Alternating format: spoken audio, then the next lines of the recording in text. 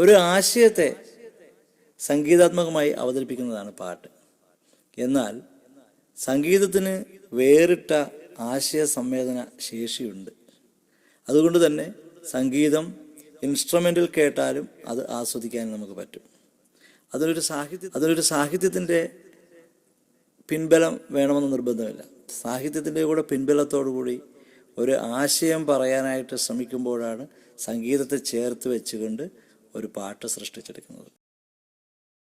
Music is the art of making pleasing combination of sounds in rhythm and harmony. താളത്തിലും സ്വര ഐക്യത്തിലും ശബ്ദത്തെ ഇമ്പകരമായി സമന്വയിപ്പിക്കുന്ന ഒരു കലയാണ് സംഗീതം എന്ന് വേണമെങ്കിൽ നമുക്കതിനെ മലയാളത്തിൽ മനസ്സിലാക്കാം. താളമുണ്ടായിരിക്കണം സംഗീതത്തിന്. ഒരു ട്രെയിൻ മുമ്പോട്ട് യാത്ര ചെയ്യണമെങ്കിൽ അതിനൊരു പാളം ആവശ്യമാണ്. പാളത്തിലൂടെ മാത്രമേ ട്രെയിനിന് സഞ്ചരിക്കാൻ കഴിയൂ.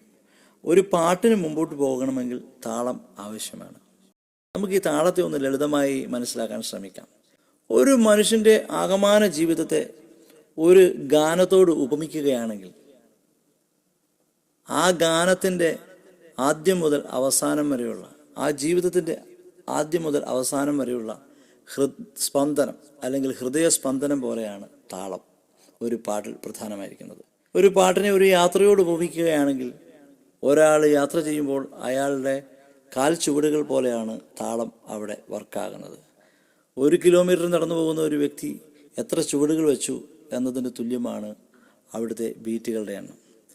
ഒരു കാര്യം മനസ്സിലാക്കാം, താളാത്മകമായി മാത്രമേ ഗാനത്തിന് മുമ്പോട്ട് സഞ്ചരിക്കാൻ കഴിയുകയുള്ളൂ. താളം എന്ന് പറയുന്നത് പ്രധാനമായും ബീറ്റ് തന്നെയാണ്.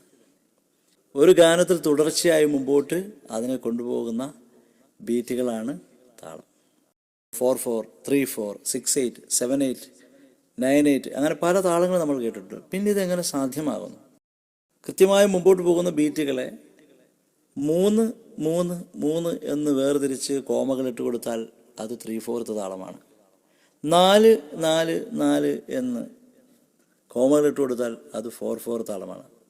കുറച്ചുകൂടി വ്യക്തമായി പറഞ്ഞാൽ 100 വരെയുള്ള സംഖ്യകളായിട്ട് നമുക്ക് ബീറ്റുകളെ കാണാം.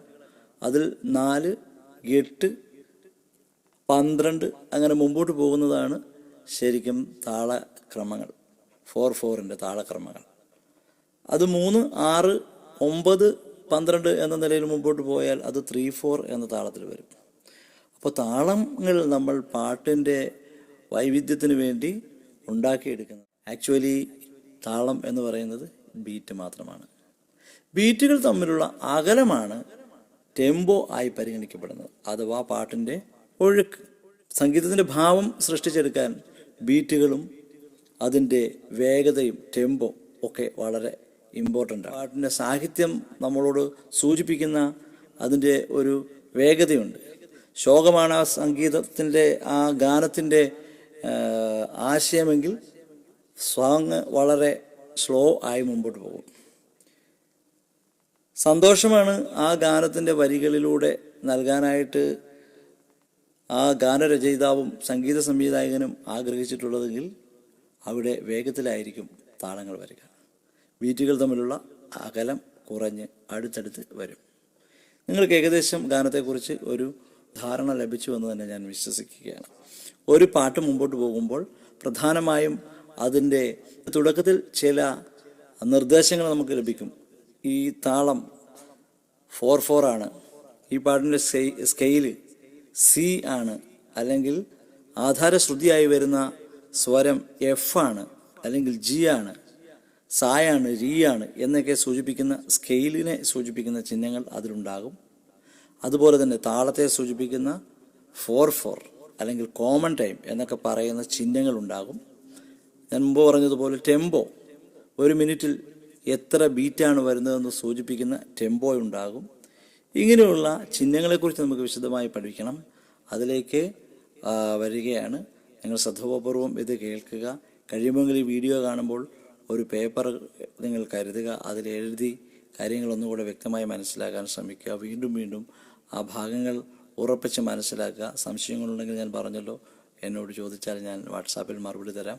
തീർച്ചയായിട്ടും നിങ്ങൾ ശ്രദ്ധാപൂർവം പലതവണ വീഡിയോ കാണുക, പഠിക്കുക. നിങ്ങളെ പഠിപ്പിക്കുക എന്നത് തന്നെയാണ് എൻ്റെ പ്രധാന ലക്ഷ്യം. നിങ്ങൾ എത്രയും നന്നായി പഠിക്കുന്നോ അതെനിക്ക് അത്രത്തോളം സന്തോഷം നൽകുന്ന കാര്യമാണ്.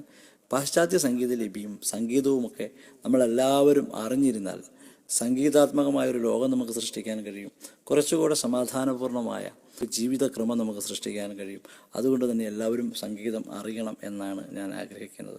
വളരെ നാളുകൾക്ക് ശേഷമാണ്, പഠിപ്പിക്കലിൻ്റെ ഒരു 20 വർഷം പൂർത്തിയായതിനു ശേഷമാണ് ഞാനിങ്ങനെ ഒരു വീഡിയോ ചെയ്യുന്നത്. ഇതിൻ്റെ ഒരു പ്രധാന ലക്ഷ്യം നിങ്ങൾ സംഗീതം അറിയണം.